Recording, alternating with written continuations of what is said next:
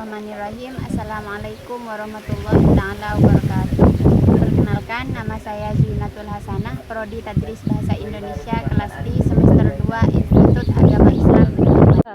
Baik, saya di sini akan menjelaskan tentang hubungan antara bab 1 dan bab 13 dalam materi ilmu logika. Baik, langsung saja pada pembahasan pertama, yaitu tentang pendahuluan, di mana dalam bab ini banyak membahas tentang ilmu dan pengetahuan. Sebagai contohnya, seseorang mengetahui bahwa pelampung kliennya itu terapung dan ia akan membantah jika ada yang menyatakan bahwa pelampung kliennya di sini tenggelam. Hal ini termasuk ke dalam pengetahuan.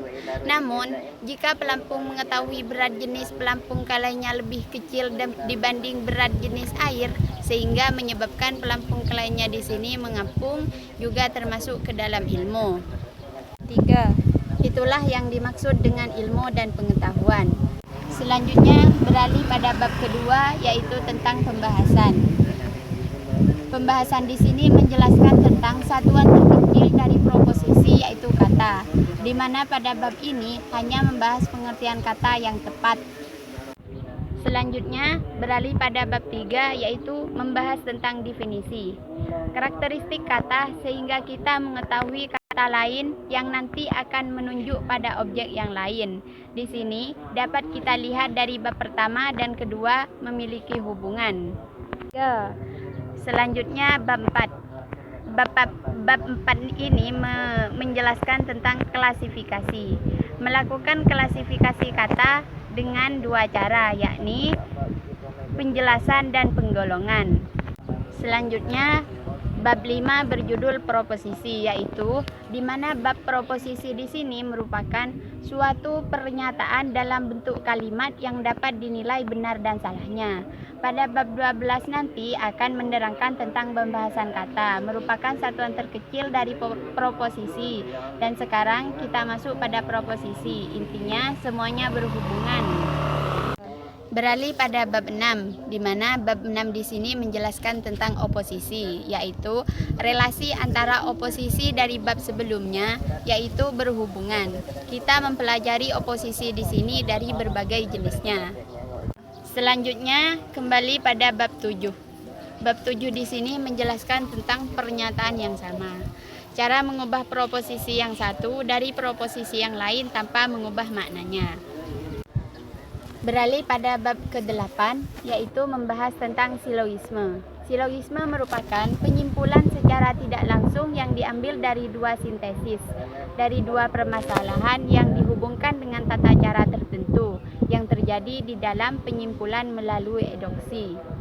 3. Selanjutnya bab 9 yang pembahasannya mengenai tentang generalisasi.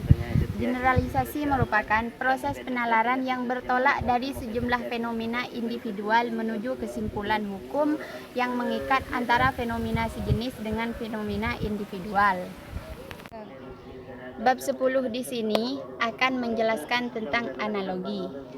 Analogi merupakan proses penalaran dari suatu fenomena ke fenomena yang lain yang sejenis, dan itu akan disimpulkan di mana pertama akan terjadi juga pada fenomena yang lain. Selanjutnya bab 11, yaitu hubungan kausalitas, mengarahkan kita untuk mempelajari metode sebab akibat. Selanjutnya bab 12, yaitu menjelaskan tentang penjelasan. Penjelasan di sini merupakan sekelompok proposisi yang menerangkan sesuatu fakta yang berisi tentang keterangan yang secara logis dapat disimpulkan, sehingga problematika permasalahan yang menyelubungi fakta itu dapat terhalang, di mana dari bab 1 sampai bab 12 ini semuanya berhubungan antara bab 1 sampai bab 12 di sini. Selanjutnya, untuk lebih menghemat waktu, saya langsung akan menjelaskan pada bab terakhir, yaitu bab 13 yang menjelaskan tentang teori. Teori adalah interpretasi fakta-fakta. Jadi, dapat disimpulkan dari semua bab di atas, yaitu dari bab pertama sampai bab ini, dapat disimpulkan bahwa penguraiannya adalah cara berpikir orang-orang yang ada di dalam konsep ini, bagaimana historisnya, dan dengan apa penggunaannya, dan dimulai dari mana, dan akhirnya kita mengetahui seperti apa kesalahan berpikir itu. Dalam ilmu logika, yang dapat membantu manusia untuk menghindari penarikan kesimpulan yang keliru, generasi yang tidak tepat, pernyataan yang tidak logis dan tidak sahih, pemikiran yang kontradiktif atau juga kesesatan berpikir. Dengan mempelajari logika, manusia dapat mengasah kemampuan berpikirnya sehingga mampu berpikir secara lurus, sahih, tepat, dan teratur. Dan materi di sini pembahasannya dibuka dengan pemaparan tentang arti dan sejarah singkat logika.